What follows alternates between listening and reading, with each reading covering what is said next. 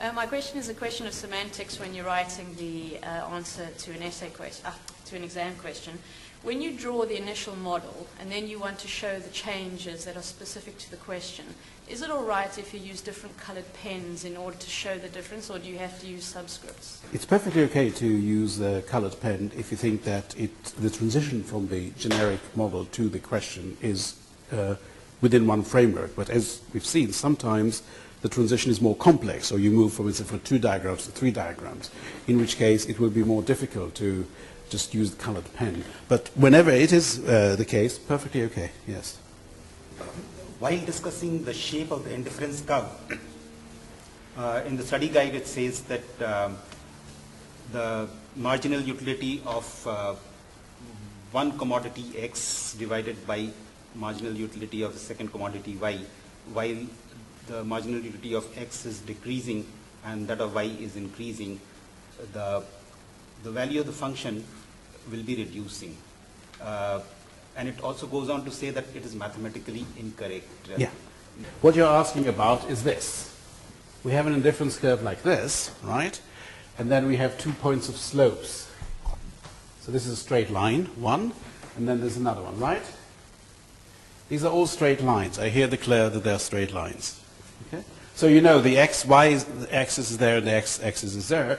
So we have point A and point B, and we know that the slope at point A is going to be the marginal utility of x divided by the marginal utility of y. Actually, this is all in absolute values. We're looking at it, right? So when you go from A to B, what happens to the slope? And then the argument is that because when we go from A to B, the quantity of x increases, right? Do you all see this? That means that the marginal utility of x should diminish according to the law of diminishing marginal utility. Equally, the quantity of y decreases, which according to the same law should mean that the marginal utility of y increases. Right? Therefore, if you look at that, it means this goes down, this goes up, the slope becomes flatter, smaller in absolute values, right? And that, why is it mathematically incorrect? Because the marginal utility is based on the notion of the derivative. And the derivative of the function is measuring the change in the value of the function when you change one variable alone. So the law of diminishing marginal utility means that as you increase your consumption of x and nothing else changes, your utility of it will decline. So for instance, let's suppose that the commodity is cars, right? Let's say Lamborghini, not to refer to any. So you have your, when you ask yourself, what is your marginal utility of the first Lamborghini? So you want to draw the utility function of Lamborghinis. So you say, before you had a Lamborghini, you were a social nobody. Nobody knew who you were. You were nobody. Then all of a sudden you have a Lamborghini. Everybody sees you, right? So your utility of the first Lamborghini will be very, very high. But then when you get your second Lamborghini, who knows that this is, when they see you in it, they don't know whether it's in the first or the second, so you don't gain as much, right, utility as you did before.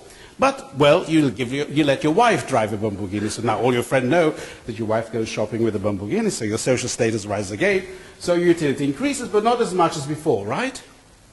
And then you have a third Lamborghini, well, you give it to your children, the fourth for your dogs, and so on. But the utility you get from every extra Lamborghini is diminishing. Why? Because the only thing that changed is the number of Lamborghinis.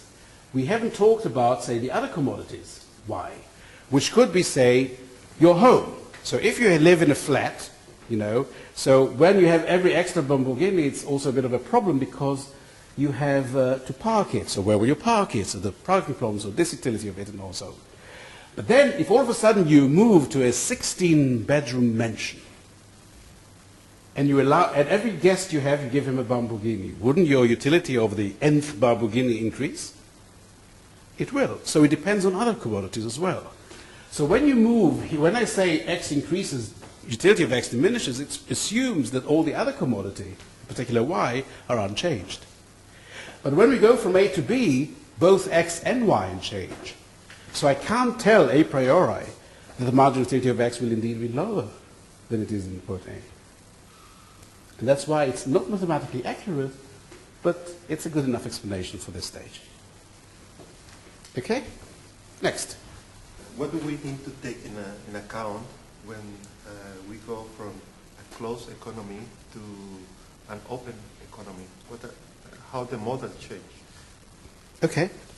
Well, there are mainly two things we have to take into consideration when we talk about the move from a closed economy to the open economy. The first thing is the effects on the goods market, because you see our macro model is comprised both of a liquid asset market and a goods market.